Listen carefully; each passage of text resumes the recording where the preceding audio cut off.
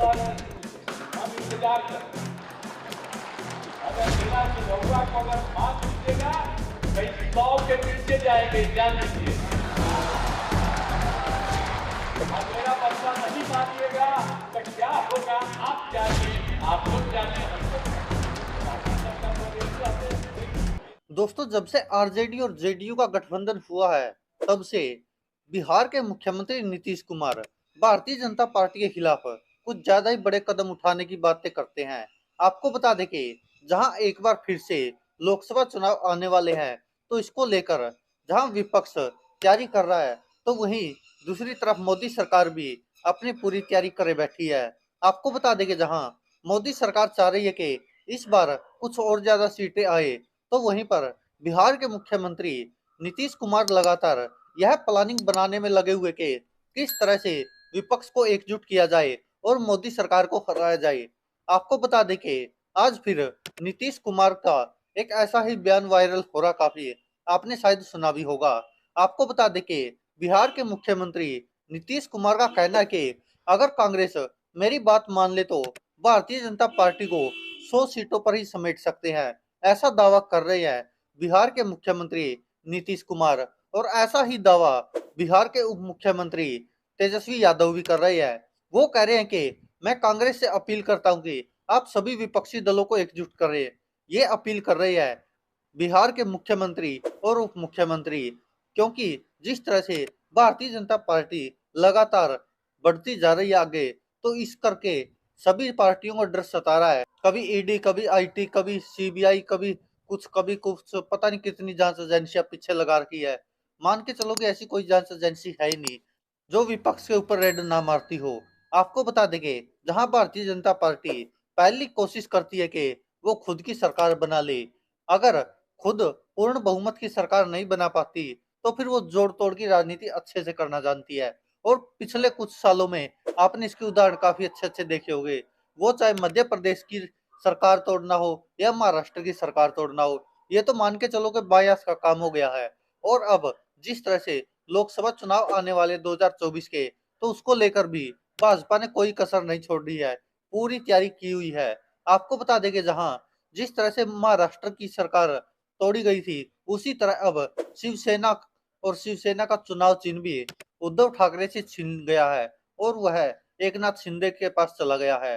जहां एकनाथ शिंदे मुख्यमंत्री बनने के लालच में शिवसेना को छोड़कर भारतीय जनता पार्टी में शामिल हो गए थे, तो वहीं अब शिवसेना का अधिकार ही एकनाथ शिंदे के पास पहुंच गया है।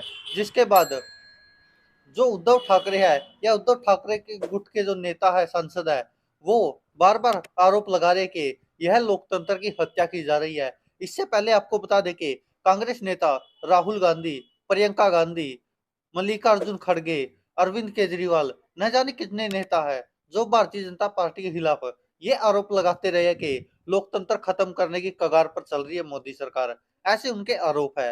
हालांकि मोदी सरकार कहती कि लोकतंत्र तो यही है। और जिस तरह से मीडिया हो या फिर जांच एजेंसियां हो, सबकी सब मोदी सरकार के पक्ष में है। और विपक्ष का कहना कि ये सबके सब कठपुतली बन गए हैं मोदी सरकार के, क्योंकि इनको भी पता है कि जिस तरह से अगर मीडिया हाउस की बात करें, तो आपको पता है कि कुछ दिन पहले ही अडानी के शेयर एनडीटीवी में ज्यादा हो गए थे, तो रवीश कुमार जैसे पत्रकार को एनडीटीवी छोड़ना पड़ा। और अब जिस तरह से लगातार 3 दिन तक बीबीसी न्यूज के ऑफिसों पर जिस तरह से आईटी की रेड पड़ी थी और छानबीन की गई, क्लोन वगैरह बनाए गए, तो उसको लेकर भी मोदी सरकार पर विपक्ष हमलावर है।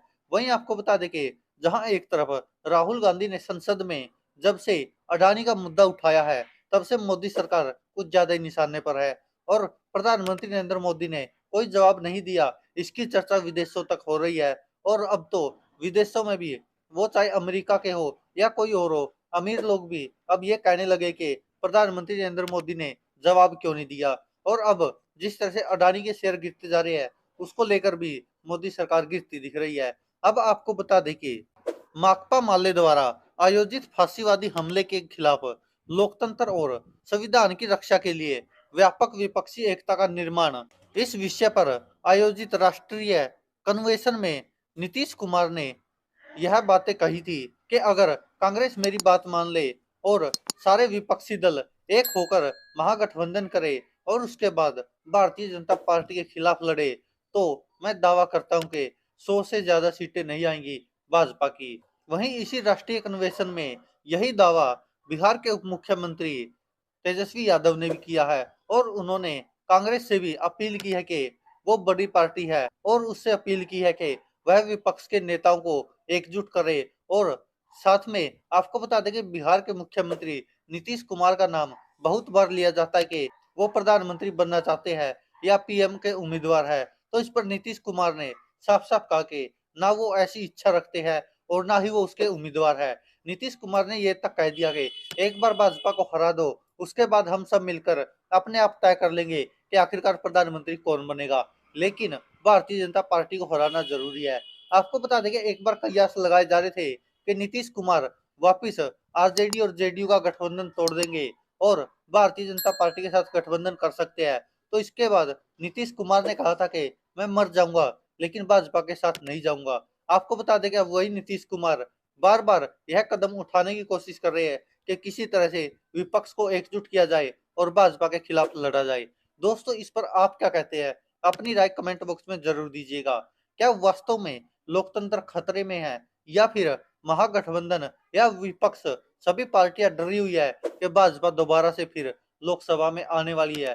क्योंकि जिस तरह से लगातार 2 लोकसभा चुनाव भारतीय जनता पार्टी जीतती आ रही है और तीसरे लोकसभा में भी शायद कोई विकल्प नजर नहीं आ रहा, जिस कारण सभी तिलमिलाए हुए हैं, वो चाहे नीतीश कुमार हो या अन्य विपक्षी दल हो। आपको क्या लगता है?